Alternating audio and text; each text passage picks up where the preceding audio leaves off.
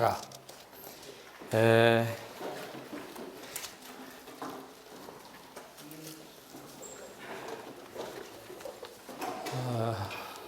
팔복 중에 4개를 했고요. 이제 나머지 4개를 하는데 나머지 4개는 2개씩 묶어서 했습니다.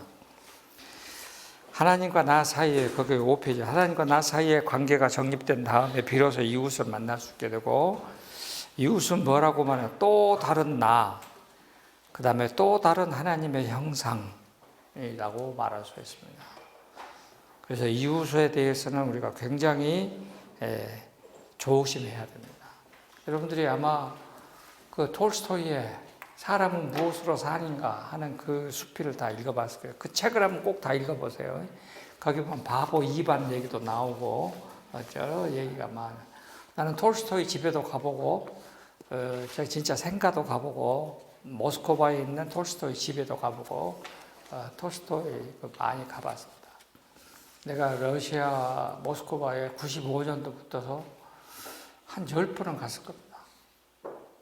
그래갖고 모스크바 갈 때마다 볼쇼이 발레단, 그 다음에 모스크바 궁정 발레단, 그 다음에 저쪽 옛날에 말하는 지금 저 위에 있는 레닌그라드 옛날 이름으로 거기도 많이 가보고. 자, 여호와께서 나를 아껴 주시듯이 여호와께서 나를 위하여 십자가 지셨듯이 다른 사람을 위해서도 그렇게 했다고 믿는 것입니다. 그래서 이웃에 대하여 새로운 행동 지침은 온유와 긍휼로 바뀌게 됐습니다. 여기 온유라는 말은 곧 설명할 테니까 그 중간쯤 가면은 온유한 조로 번역된 헬라어 프라우테스라는 이 기본적인 뜻은 순하고 온화하고 친절하고 기분 좋은, 영어에 gentle, mind, friendly, pleasant의 뜻인데, 이에 반대되는 단어는 딱딱하고 거칠고 폭력적입니다. 이 의미들을 종합하여 온유는 온화하고 순하면서 상냥한 mild and gentle friendliness, 아주 온화하고 순하고 친근한 친구 같은 태도를 말하는 것이다. 네. 내가 이걸 보면서 꼭 나 같은 사람인갑다 내가 생각했어요. 맞아요? 예?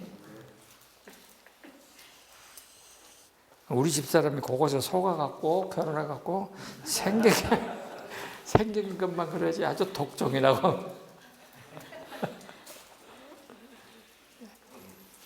다음에 긍휼은 뭐냐면은, 요거는 옛날에 우리 로마서 공부할 때에 우리 목사님들하고 할 때 말했는데, 하나님이여 우리를 불쌍히 여기소서라고 할 때에 쓰는 용어가 있고, 하나님이 사람을 불쌍히 여기실 때 할 때 쓰는 용어가 다릅니다.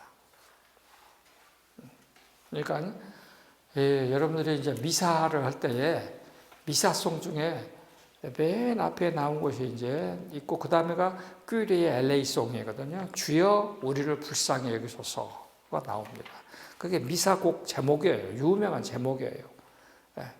그러니까 이제 베네딕투스, 상투스부터 이게 쭉 나오는데, 주여 우리를 불쌍히 여기소서 할 때에 큐리의 LA송이야. 그러니까 기도문에 시작할 때에 내가 하나님께 기도할 때에 무엇을 믿고 기도하느냐? 우리를 불쌍히 여기소서 할 때에 불쌍히 여기소서입니다. 그것을 긍휼이라고 여기서 긍휼. 헬라어에서 긍휼은 곧 고난으로 보았다. 사람이 감당할 수 없는 극한 괴로움이라는 고난에서 비로소 긍휼의 감정을 갖는다. 긍휼의 감정에는 두려움의 감정도 포보스 감정까지 갖는 것이다. 비로소 부르짖게 된다. 사람이 스스로 처리할 수 없는 부끄러운 형편에서 외부로부터 자신을 불쌍히 여겨주기를 구하게 되며, 이것도 경애와 자비를 구하는 심정으로. 그래서 예수님께서의 긍휼을 의뢰하며 예수님을 불쌍히 여겨주심과 내가 쭉 말이 전부 다 틀렸네. 예수님의 불쌍히 여겨주심과 자비를 덤빈 사람들은 주로 어떠한 유형의 사람들인가? 모두 다 극한 고난의 상황에 있었던 사람들이고, 이런 사람들의 공통적인 있으면 우리를 불쌍히 여기서 LA송이에요. 이 헬라 말은요, 굉장히 재밌는 표현이 하나 있는데 3인칭 명령형입니다. 3인칭 명령. 우리는 명령형은 2인칭에도 쓰잖아요. 근데 여기는 3인칭 명령이에요. 그러니까 하나님은 유로 표현하기가 좀 그래. 그러니까 그분은 우리를 불쌍히 여겨야 됩니다라고 3인칭 명령이에요. 이것이. 그렇게 알고 계세요. 이렇게 우리를 불쌍히 여기소서라고 말하는 사람 누구였는가? 간지라는 아버지를 준 아버지, 귀신 들린 딸을 둔 어머니, 맹인들 모두 다 주여 우리를 불쌍히 여기소서라고 부르셨다. 그들의 부르짖음을 들으신 예수님은 그들의 고통을 같이 느끼시고, 이게 컴패션이에요. 컴파시온,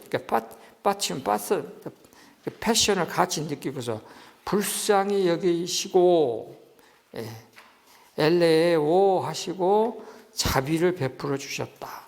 그래서 하나님 나라에서. 근데 예수님이 이제 간지라는 여인이 나를 엘레송, 나를 불쌍히 여기소서 그러니까 예수님이 불쌍히 여기시고라고 말해도 우리나라 말은 똑같아요. 근데 예수님이 불쌍히 여기는 것은 스플랑크 리조마이, 심장이 찢어지는 듯한 아픔으로라는 뜻입니다. 그러니까 예수님이 사람들을 불쌍히 여기시는 것은 심장이 찢어지는 듯한 아픔으로 불쌍히 여기시고, 우리가 예수님께 불쌍히 여기시소서라고 베푸는 기도하는 기도는 나에게 긍휼을 베풀어 주소서라고 기도하고,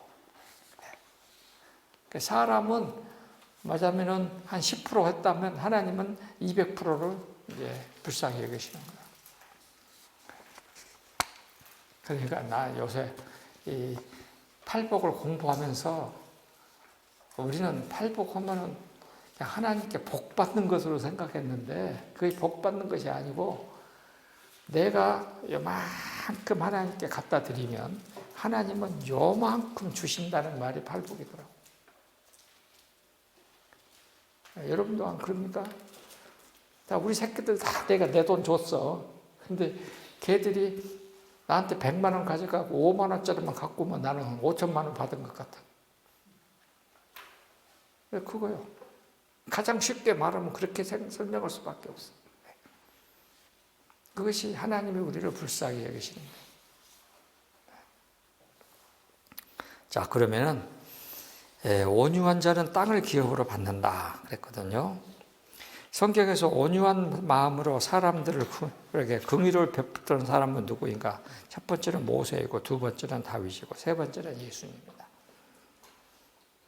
여러분 이거 꼭 기억해 두세요. 온유한 마음으로 지도자가 된 사람 세 사람, 한 사람은 모세고, 한 사람은 다윗이고, 한 세 번째 사람은 예수님입니다. 이분들은 이웃에게 항상 속는 사람이었고, 항상 손해보는 사람이었고, 간도 쓸겨도 없는 사람이었고, 이웃에게 다 퍼주는 사람들이었다. 온유한 자는 장성한 어른이면서도, 여기 이제 우리가 영어로 할 때에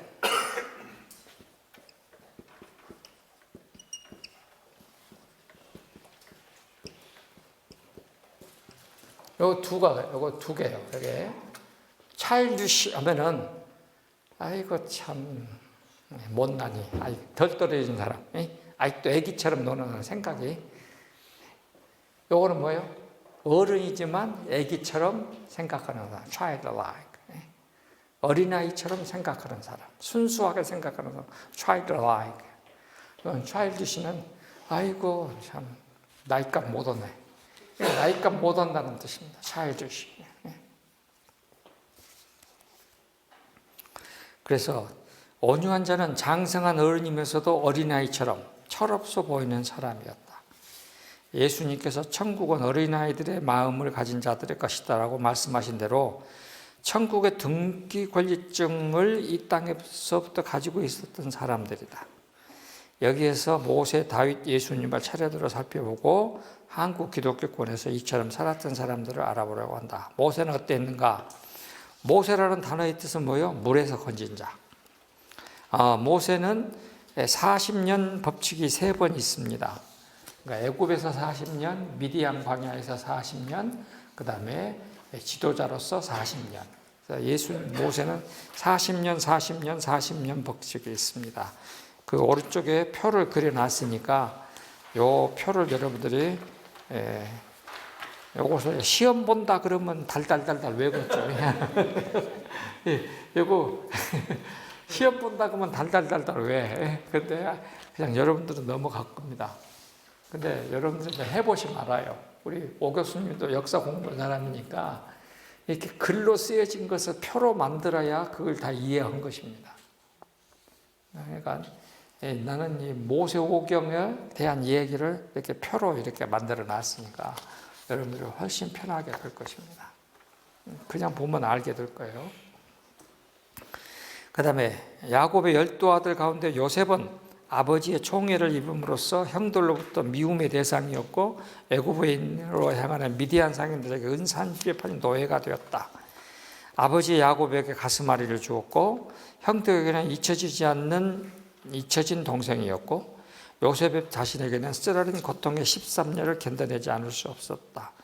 그러나 요셉의 30세로부터 110세 죽을 때까지 야곱과 그의 가족 70명은 이집트로 이민 가게 됐고 그때로부터 250년이 지난 모세 시대에 장정만 60만 3,550명이 됨으로써 여자, 소년, 노년을 포함하여 약 좋게 200만에 이르는 민족을 이루었다. 이렇게 볼 때 요셉으로부터 모세에 이르는 기간은 하나님께서 아담에게 명령하시고 아브라함에게 약속하신 생육하고 번성하는 기간이었다고 말할 수 있다. 제가 지난주에도 우리 법인 예배할 때에 이런 얘기를 했습니다. 이 생육은 뭐냐 그러면은 생육은 아브라함, 이삭, 야곱. 그러면 여기는 1명, 여기는 2명, 여기는 12명이에요. 아브라함은 이삭 하나 낳고, 이삭은 에서와 야곱은 낳고, 야곱은 12아들을 낳고, 여기까지 생육이요. 근데 요셉이 가가지고 요셉 때에 70명이 내려갔는데 이것이 200만이 됐습니다. 그러니까 생육하고 번성하게 됐어요. 그래서 근데 이 번성하는 기간이 뭐냐면 노예였어요. 그게 참 재밌어요. 노예 기간에는 하여튼 밥 먹고 애기 낳는 일밖에 안 해요. 밥 먹고 일하고 애기 낳고 할 수 있는 것이 그것밖에 없어. 그럼 우리나라도 보세요. 옛날. 우리나라도 마찬가지야. 선교사 봤을 때 우리가 1000만입니다. 1000만, 1200만. 조금씩 다른데 1000만, 1200만이요. 그런데 이것이 1919년에 얼마입니까? 2000만. 해방될 때 얼마예요? 해방. 3000만. 김구 선생이 와가지고 3000만 동포 열어본 거죠. 2000만. 2000만의 1%. 20만 크리스찬. 기독교인 20만, 1%가 2000만의 1%, 20만이 3.1운동을 했다니까.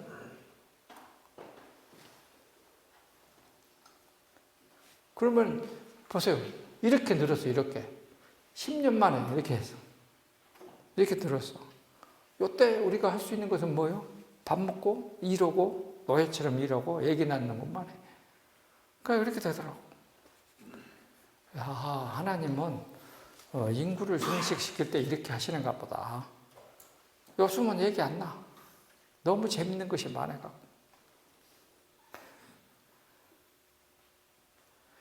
여러분들은 어쨌든가 우리 군대에 있을 때에 예비군 가면은 정관 절제 수술하면 예비군 면제시킨다고 해갖고 다 많이 오고 그랬어요. 재밌는 이야기가 있었어요. 자, 8페이지. 출애굽은 모세와 이스라엘 백성들에게 다 새로운 것, 익숙하지 않은 것들로 가득 차 있었고 신체적, 심리적 갈등을 개인적으로 그리고 공동체적으로 겪으면서 상당한 시간이 지나서 겨우 익숙해질 수 있었다. 이 말은 무슨 말을 하냐 그러면은 지금 여기 종살이 하는 동안에는 뭐였어요? 노예였어. 노예는 뭐예요? 인격 없습니다. 그런데 의식주 최소한이 있었어. 근데 출애굽을 했어. 출애굽이라는 말은 애굽에서 밖으로 나갔다 그렇게 생각하는데 엑소더스 이거는 뭐냐면 엑스 밖으로 이거는 호도스 길 밖으로 나가서 길에 들어서다 하는 말입니다. 그러니까 엑소더스란 말의 원래의 뜻은 애굽을 떠나서 밖으로 나가서 여행하는 길에 들어서다. 그러니까 출애굽은 여행자가 되다. 여행자. 가나안을 향한 여행자의 길에 들었다. 그러니까 갑자기 여기서는 노예였어. 근데 요리 가면 뭐가 돼? 군인이 되는 거야. 군인이 돼야 돼. 왜냐하면 수없이 많은 적들이 쳐들어오기 때문에 자기들을 지켜야 돼. 그래서 갑자기 노예에서 군인으로 바뀐 거야. 신분이. 그러니까 이 사람들이 어떻게 되겠어? 안 하던 짓을 해야 돼. 여기서는 걸음 걸을 일이 없었는데 여기는 하루 종일 걸어야 돼. 그것도 40년 동안 하루 종일 걸어야 돼. 그러니 얼마나 지겹겠어. 날마다 똑같은 거 보고. 그러니까 자연히 처음에 많은 사람들이 여기에서 반역을 할 수밖에. 안 하던 짓을 한다 이거예요. 전혀 새로운 백성으로 바꾸러 가는 거예요. 그러니까 출애굽이 왜 40년일까? 왜 그러겠어요? 여기서 바로 오래 가면 40년이 끝날 수도 있는데 왜 40년 했을까? 우리가 마찬가지예요. 적응이라는 기간이 얼마나 필요하겠어요. 종살이 요 기간이 얼마냐? 요 기간이 총 430년. 종살이 기간은 250년. 250년 동안 종살이에 길들여 있던 사람들이 하루아침에 자유인이 됐다고 해서 자유롭게 행동을 하냐 이거예요. 안 된다 이거예요. 거기에 적응하는 기간이 얼마냐? 40년이다 이거예요. 그러니까 여기는 우상 숭배. 여러분들이 지금 교회에서 너무 일방적으로만 교육을 받으니까 이런 말 들으면 무슨 신앙 없는 소리 같은 거 이게 실제 사실을 보라고. 이 사람들은 여기 살면서 그런 대로 인격은 없었지만 의식주는 다 해결받고 살았다니까. 일도 뭐 시킨 대로만 하면 돼요. 편하고 나름대로 여기는 물도 많고 뭐 걱정될 것이 없어. 먹을 거 다 있겠다. 근데 여기 가면 뭐예요? 물 없어. 먹을 거 없어. 갑자기 군인이요. 왜? 밖에서 막 공격에 들어와. 그러니까 새로운 군인이 돼야 돼. 지켜야 되니까. 전혀 상황이 바꿔졌어. 여기 쉽게 적응이 되냐 이거야. 그러니까 여기서 막 반대도 하고 무리바 반석의 사건부터 이게 계속 나오는 것은 내가 봐도 반석 하겠어. 안 그러겠어요? 그렇게 바뀌는 거예요 지금 이제. 그 적응 기간이 40년이에요 지금. 그렇게 하면서 여기는 우상을 숭배했던 상황에서 여기는 하나님으로 바뀌는 거죠. 하나님으로 바뀌는 거죠. 요 과정. 그러니까 얼마나 지도자인 모세는 요 기간에 힘들었겠어. 무지무지 힘든 어려움을 겪는 거죠. 그럼 그 어려움을 이겨내는 방법이 뭐냐? 민수기 12장 3절 보세요. 민수기 12장 3절.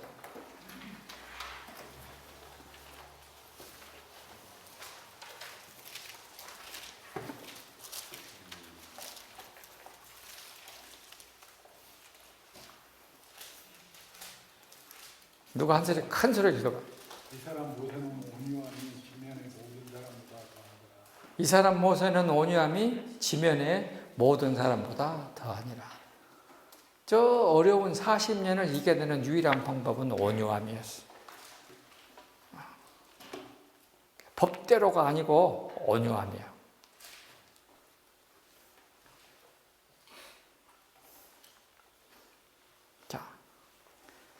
모세를 생각해 본다. 출애굽은 모세를 비롯한 모든 사람들이 삶을 송두리째 바꾸는 출발점이었다. 지금 제가 여러분들에게 말씀드린 그런 내용들이 다 있습니다. 두 번째 패러그래프. 모든 것이 바뀌고 새로운 것들에 적응하느라고 모세와 백성들이 힘들고 어려웠다. 그런데 가장 크게 바뀐 사람은 지도자 모세였다.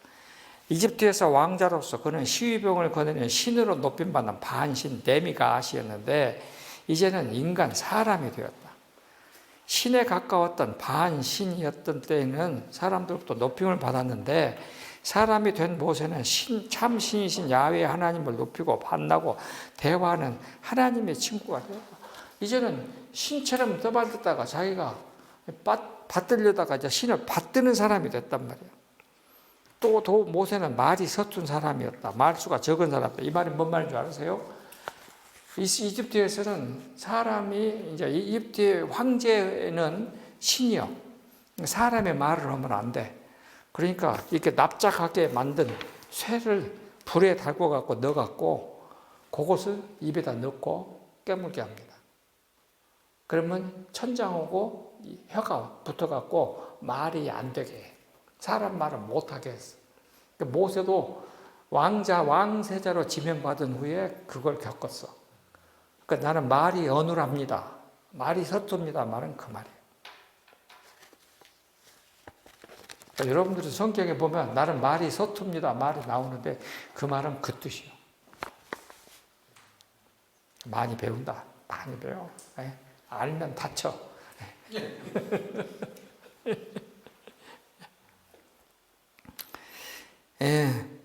이렇게 해서 성질이 그런데 그런 행동이 앞섰고 성질이 불같은 사람이었을 것이다. 왕세자 시절에 손짓 하나에 물결처럼 움직이는 시종들, 부하들 이제는 그의 손짓에 또 다른 물결처럼 움직이는 양떼를 보면서 위로를 받았을 것이다. 그러나 출애굽한 이스라엘 백성들은 이집트의 부하도 아니었고 또한 미디안의 양떼도 아니었다. 이 상황에서 모세는 무엇을 생각했을까? 나 자신도 해마다 한 번씩은 통과하였던 시내산 정상에 진연해 반사되어 빨간색 색깔, 새빨간색으로 변하는 바위들을 바라보았는데 그 붉은 바위가 떨기나무 타오르는 불빛으로 변하고 이어서 이리로 오라는 하나님의 손길로 보이는데 몇 년이 걸렸을까? 40년 걸렸다 이것입니다. 모세는 동포 이스라엘 사람들을 기다리면서 참아주기로 하였다. 이것이 모세의 온유함의 출발이었다.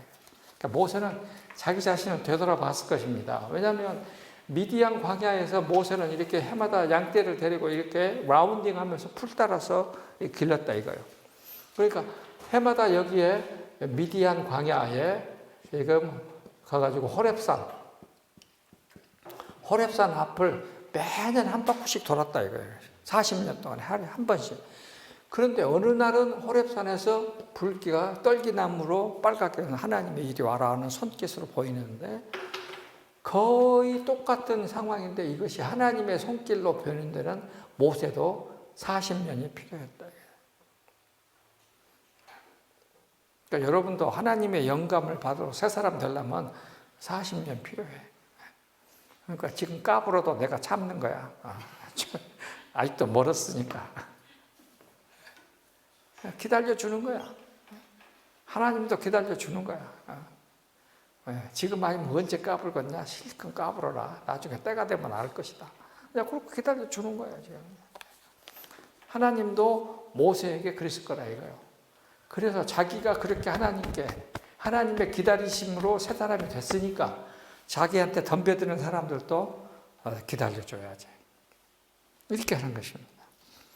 성경을 읽으면서 모세는 형과 누나가 있었던 사실을 몰랐는데 하나님으로부터서 내 형은 말을 잘한다는 지적을 받고서 적잖이 놀랐을 것으로 본다. 그러나 지난 40년 가까이 헤어진 형과 누나의 얼굴조차 잊은 상태였다. 형과 누나는 모세를 반갑게 맞아줬고 호렙산에서 하나님을 만났고 하나님으로부터 내 백성을 보내라는 지시를 받았다는 사실을 인정해주고 이스라엘 공동체 지도자들을 소개하면서 함께 출애굽을 이끌자는 합의에 이르도록 주선해 주었다. 나는 이 과정이 성경에는 없습니다. 그러나 분명히 이 과정을 거쳤을 것이라고 생각을 해요. 그러면 보세요. 모세는 성경 들었다면 5살 때 형하고 누나하고 헤어졌어. 그래갖고 이집트에서 40년, 그 다음에 미디안 광야에서 40년, 80년. 80년 만에 형과 누나를 봤어. 80년 만에. 그럼 형 얼굴도 몰라. 형수도 누군지도 몰라. 매형이 누군지도 몰라. 처음 보는 거야. 그런데 그 형이 모세가 나타나고 나는 호렙산에서 하나님을 만났습니다 하고 모세가 말을 하니까 형과 누나가 그걸 받아줬어. 여러분들은 그렇게 생각 안 해봤죠? 이게 보통 일이 아니야, 이게. 여러분들은 그냥 모세가 딱 가갖고 그냥 뭐 내가 지도자께 나를 따르라 그런 줄 알겠지? 여러분도 그렇게 하겠습니까?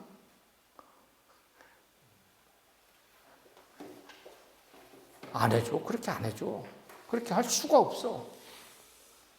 근데 나는 모세가 훌륭했지만 모세를 지도자로 받아준 형과 누나, 그리고 당시 이스라엘 지도자들, 그 사람들이 훌륭하다고 생각해. 아마 여러분들은 아마 그 생각 한 번도 안 해봤을 것입니다. 굉장히 훌륭한 사람들이에요. 잊혀졌던 모세, 비로소 하나님의 백성을 이룰 수 있는 셰프드, 목자가 됐고, 출애굽은 하나님과 친구처럼 만나는 한 사람 모세, 그의 가문의 중심이 되어 함께 이끌고는 공동체적인 대사역이었다. 그래서 나는 모세가 왜 자꾸 시내산에 올라갔을까? 한 번 가서 받아 갖고 오면 끝나는데 성경에 보면 어떤 책은 7번, 어떤 책은 8번 시내산에 올라가서 십계명을 받아 갖고 와요. 그러면 모세의 권위의 근원은 어디요? 나는 하나님을 만났다요. 형들은 뭐요? 우리는 지금까지 250년 함께 살았다. 우리는 공동체다. 그럼 어느 한 사람이 쑥 뛰어들어갖고 그 공동체의 주인 노릇을 한다 이거예요. 야, 그게 쉽겠습니까?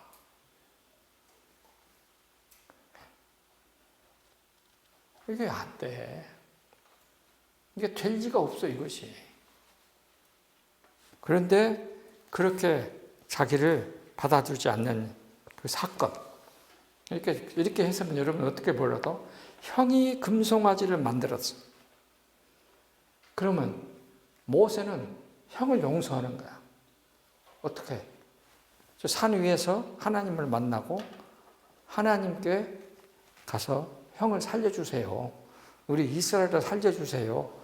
라고 기도해서 형과 이스라엘 백성들이 하나님께 벌 안 받도록 모세가 방패막이를 했잖아. 그러니까 금송아지 사건은 그 사건을 그렇게 봐야 돼. 그래서 모세의 권위가 비로소 세워지는 사건이다.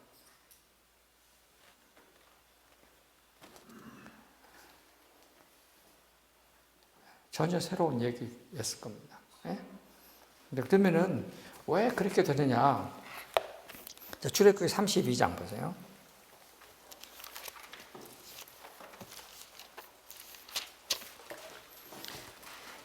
형이 금송아지를 만드니까 7절에 하나님이 시내산에서 모세에게 말을 합니다. 여호와께서 32장 7절 여호와께서 모세에게 이르시되 너는 내려가라. 너가 애굽 땅에서 인도하여 낸 너의 백성이 부패했다. 이게 되거든요. 그러면 출애굽할 때는 모세에게 하나님이 주신 말씀이 뭐예요? 출애굽기 3장에 보면은 하나님의 내 백성을 보내라. 나의 백성, 하나님의 내 백성을 보내라. 그래서 나의 백성을 보내라. 근데 금송아지를 만드니까 모세야 너의 백성이다. 이렇게 된 거예요. 이게 무지무지 무서운 말입니다. 굉장히 그러면은 모세는 성경에 보면은 형한테 가갖고 형님 이게 왜 그래 쓸데없는 짓을 해갖고 이게 사람을 못 살게 해요. 성경에 다 뒤져봐. 그런 말 나온가? 하나도 안 나와. 형님을 비난하거나 욕하는 소리가 하나도 안 나와. 대신 32장 32절 33절 하나님이여 우리 형님은 살려주고 차라리 내 목숨 가져가세요. 이렇게 형을 위해서 대신 기도하는 모세가 됐다. 이것이 모세의 온유함이야. 32장 뒤에 33절 보세요. 거기 31절, 32절. 여호와께 나아가 슬프도소이다. 백성이 자기들의 근신을 만들었다. 큰 죄를 범한나이다. 그러나 이제 그들의 죄를 사하시옵소서. 그렇지 아니하시려면 주께서 기록하신 책에서 내 이름을 지워버려 주시옵소서. 이게 모세의 온유함의 발동이야. 그래놓고 모세가 나는 왜 그렇게 한마디도 형을 비난하는 말을 안 했을까 생각을 해봤어요. 그런데 출애굽기 저 앞에 6장에 보세요. 6장.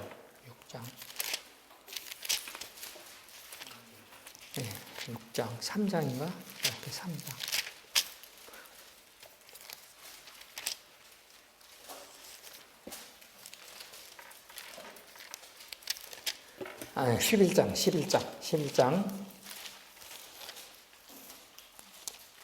11장 3절.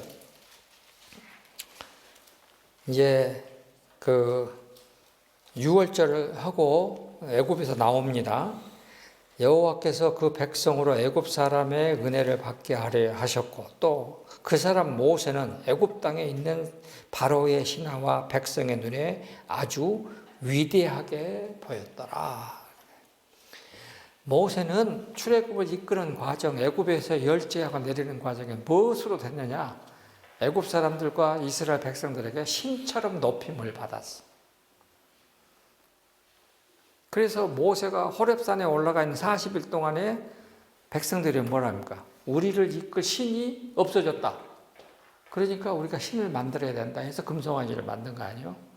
그러니까 모세는 백성들이 금송아지를 만든 것은 나 때문이다.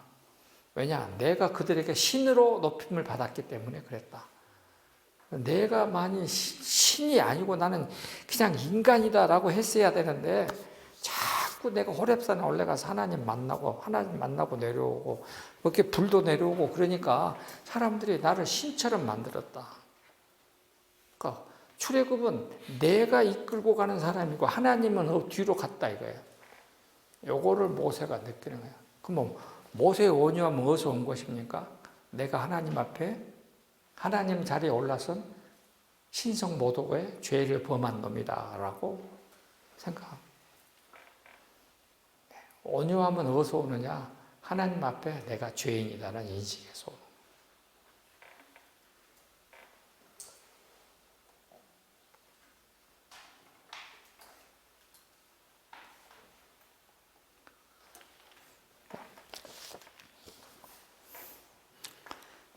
그래서 형을 용서해달라고 하는 것이 두 번째 온유함이에요. 그리고 그 다음 패러그래프 모세의 온유함은 고라일파는 모세의 사촌 형제간들입니다. 고라는 모세의 사촌 형제간들이에요. 형 아론과 누나 미리암의 비난, 욕설과 나병의 발병, 수없이 많은 조그만 인들 연속 속에서 지속됐다. 모세의 온유함은 하나님을 만나는 사람이 가질 수 있는 영적인 여유로움이었다. 모세의 여유로움은 지난 시간들에 있었던 우상숭배, 신적인 주의로 높임받음, 살인죄 등의 수없이 많은 죄들에 대한 용서받음, 하나님의 온유하심과 너그러움을 아는 자만이 베풀 수 있는 넉넉함이었다. 이것을 성경은 모세의 충성됨 네만이라고 했다. 네만. 이 충성됨으로 번역된 이 네만이라는 히브리어는 오랜 시간에 걸쳐서 모든 상황에서 변함없이 일관성을 지닌 신실성, 확실성을 말하는 것이다. 그러니까 온유함이라는 것은 오랜 시간에 걸쳐서 모든 상황에서 변함없이 일관성을 지닌 신실성과 확실성을 말할 때에 이 단어를 썼다. 자, 그러면 온유함이라는 단어의 이제 뜻이 명확해졌습니다. 이 단어를 라틴어 성경은 피스티스라고 번역했고, 그래서 충성함, 신실함, 경건함, 확실함 이퀄 온유함이다. 그러니까 온유한 자는 하나님을 만나는 그 자리에까지 가야 온유해질 수 있어. 그러니까 없는 놈은 베풀 수도 없어. 베풀려면 많이 가져야 된다니까. 하나님을 자주 만나는 자만이 온유함을 베풀 수가 있습니다. 그 다음 이제 예수님을 얘기합니다.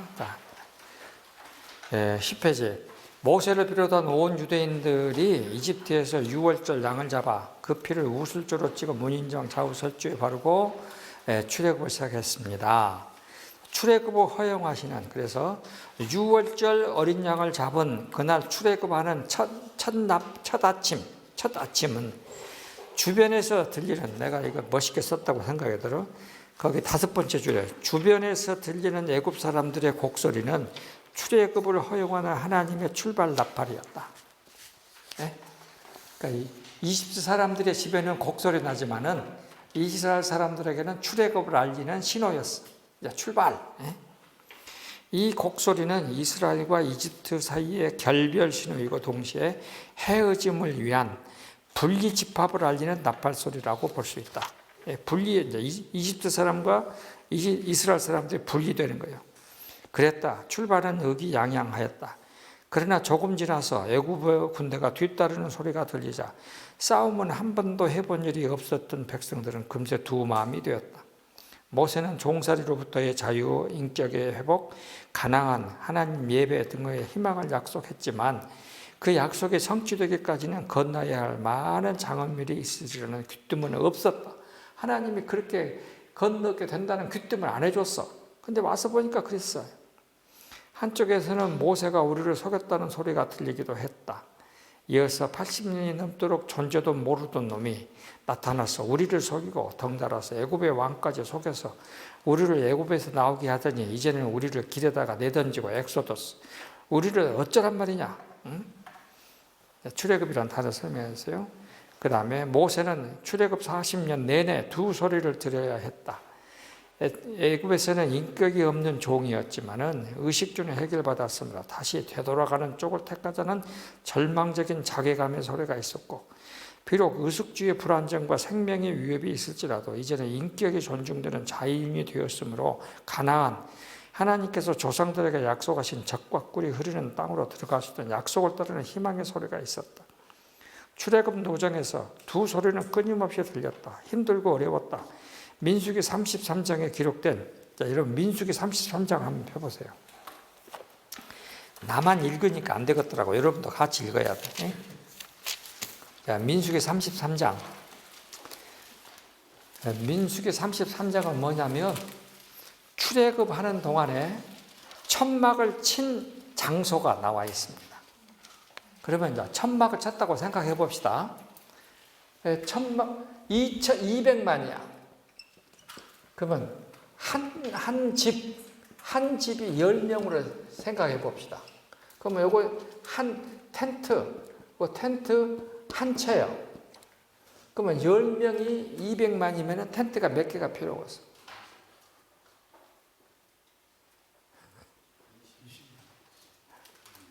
여기에다가 성막도 있지, 그 외에 각종 기물이 다 있지.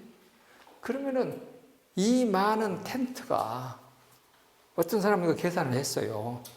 움직일 때에 텐트 하나씩 짊어지고, 예를 들어서 한 집 가고 그 다음 가고 거리를 2m, 3m만 둔다고 해보자. 그러면 20만 개가 움직이려면 얼마나 그랬겠냐. 근데 그것이 42번, 42번 이동이야. 그럼 40년 갔으니까 1년에 한 번씩 움직였다는 얘기 아니에요?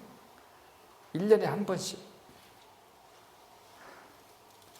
나는 그래서 이스라엘 사람들은 하나님의 백성들 자격이 충분히 있다고 생각했습니다. 충분히 있다고 생각했어요. 그 기간 동안에 모세한테 손을 들고 대모은 것은 내가 찾아본 바 한 13번.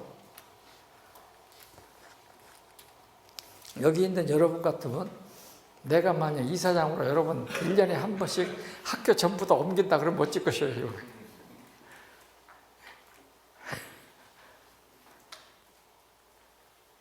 여러분 절대 안 올걸? 예?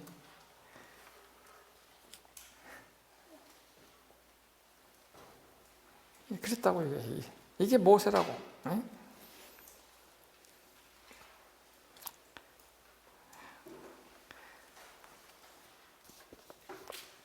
내가 그래서 여러분들이 다 아는 이야기가 써놨어. 한 늙은 인디언 주장이 자기 손자에게 자신의 내면에서 일어나고 있는 큰 싸움에 관한 이야기를 한다. 이 싸움은 또한 나이 어린 손자의 마음에도 일어나고 있다고 말한다. 주장은 궁금해하는 손자에게 말한다. 할아버지 주장, 얘야, 우리 모두의 속에서 이 싸움이 일어나고 있단다. 두 늑대 간의 싸움이란다. 한 마리는 악한 늑대로서 그놈이 가진 것은 화, 질투, 슬픔, 후회, 탐욕, 거만, 자기동정, 죄의식, 회한, 열등감, 거짓, 자만심, 우월감, 그리고 이기심이란다. 다른 한 마리는 좋은 늑대인데 그가 가진 것은 기쁨, 평안, 사랑, 소망, 인내심, 평온함, 친절, 동정심, 그리고 믿음이란다. 손자가 어떤 늑대가 이기나요? 할아버지 주장, 너가 먹이를 주는 놈이 이기지. 어떤 놈한테 먹이를 주느냐는 내가 결정해. 출애굽 과정은 보이지 않는 하나님의 오른손을 의지할 것인가 아니면 보이는 사람의 손을 의지할 것인가의 내면적 싸움이었다.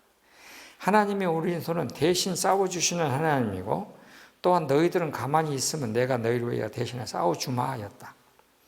모세가 지팡이를 들어서 홍해를 가리키는 그 손은 우리는 아무것도 하지 않을 테니 하나님께서 해주세요 라고 하는 절망적인 상황에서 하나님께 떠맡기는 최종적 의탁이었다. 이게 이제 영어로는 desperate dependence. 여호와께서 너희를 위하여의 할 위는 영어의 의미로 do, act의 뜻이 있을 뿐만 아니라 동시에 create, 창조의 뜻도 있는 만들, 조의 의미도 있다. 그런데 이 행할 위에 사람 인변이 붙으면 거짓 위가 된다. 사람이 행하면 거짓이 되고 하나님이 행하면 참이다. 여호와께서 행하는 행사가 다 참이기 때문에 여호와 하나님께서 너희는 가만히 있을지어다. 너희 인간들의 거짓 행위는 중지하고 하나님의 참된 행위에 맡기는 것이 더 현명하다는 것이다. 사람이 가만히 있는 행동을 엎드려 예비하는 것이고 사람이 있지 않고 하나님을 대신하여 행하는 행동이 금송아지 제작이었다. 금양로를 드리는 것이었다. 그래서 그 밑에 패러그래프 그 불평 집단이 형 아론과 누나 미리암, 사촌 고라도 가세하기도 했다. 그럴 때마다 모세는 형 누나를 위하여 하나님께 용서를 얼마나 간절히 기도했던가. 사촌 고라의 반역에서도 모세는 조카들만은 살려달라고 얼마나 기도했던가.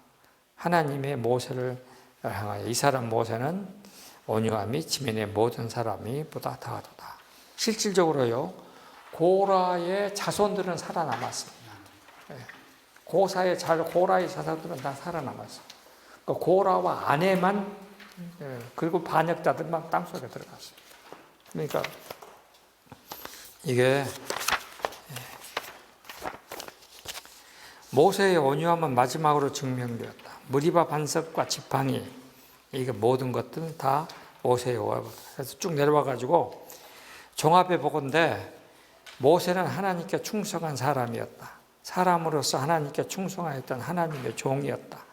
하나님은 아브라함, 이삭, 야곱에게 꿈과 환상으로 말씀하셨지만 모세는 그가 내 온 집에 충성했으므로 민수기 12장 6절 7절 그가 너의 온 집에 충성했으므로 친구처럼 대면하여 하나님께 대화했고 얼굴을 보여달라는 모세에게 등만 보여주셨고 그래서 이 모세처럼 충실한 사람이 예수님이었다고 히브리서는 말을 하고 있는 것입니다. 그러나 그는 사람으로서 충성한 사람이었다. 모세는 무리바 반석에서 명령하여 물을 내라는 대신에 여러분 이 무리바 반석 사건은요. 이 민수기 20장 보세요. 민수기 20장.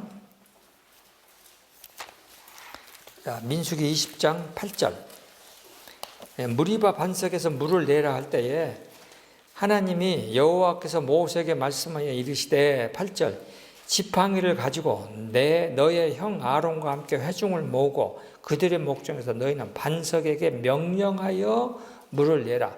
지팡이를 짚고 너희는 반석에게 명령해서 물을 내라 그랬다고. 근데 모세는 어떻게 했습니까? 11절에 그가 지팡이로 반석을 2번 두들겨서 물을 냈다. 사람이니까 이렇게 실수하는 거예요. 사람이니까 명령을 어기는 겁니다. 그래서 모세의 충성은 사람으로서의 충성이요. 우리는 그렇게도 못하지만은 나는 이 모세가 이랬으리라고 생각해요. 뭐라고 생각했냐면 홍해를 건널 때는 지팡이를 이렇게 손으로 들고 홍해를 건넜잖아요. 그러면은 그 아까 말씀드린 200만이 한 집에 10집 그 텐트를 짊어지고 다 건넜을 때 얼마나 오랜 시간이 건넜겠어요. 성경대로 하룻밤만에 싹 다 건넌 것으로 되어 있지만 진짜 엄청나게 힘들었을 거예요. 한번 해봐봐. 한번 이렇게 끄고 있어봐. 얼마나 힘들겠는가. 날이 새도록까지 오르고 있어야 되잖아. 그러니까 모세가 또 그것이 생각났을 것 같아. 그러니까 지팡이를 들고 반석에게 명령하여 물을 내라. 그러니까 에이 그냥 후딱 빨리 땅땅. 모세의 성급함은 인간적 판단이 들어요. 그러니까 모든 사람의 실수는 그렇게 나오네. 여러분도 그러고 저도 그러고 하나님도 이것은 봐줄 것이다. 하나님이라도 이렇게 하실 것이다. 왜 그래요? 안 그래요? 다 그래. 그래갖고 땅땅 해놓고 하나님 저 잘했죠? 이렇게 나가는 거야. 그 실수는 모세가 하나님의 아들 예수와 다른 점이다. 곧 사람이라는 것을 말해주는 중요한 증거다. 모세, 그는 사람으로서 하나님께 충실하였던 아주 신실한 사람이었으므로 히브리서 3장 2절 하나님의 아들로서 아버지 하나님께 충실하고 신실했던 예수님의 선구자가 될 수 있었던 것이다. 너무 재밌는데 시간이 다 돼버렸네. 조금 더 하면 날 잡아먹으려고 그래. 우리 최실 지금 나 잡아먹으려고 그러지. 잠 안 자고 이렇게 참아준 것만도 고마운 줄 알아. 그 말이지. 재밌죠? 참 잘 썼네.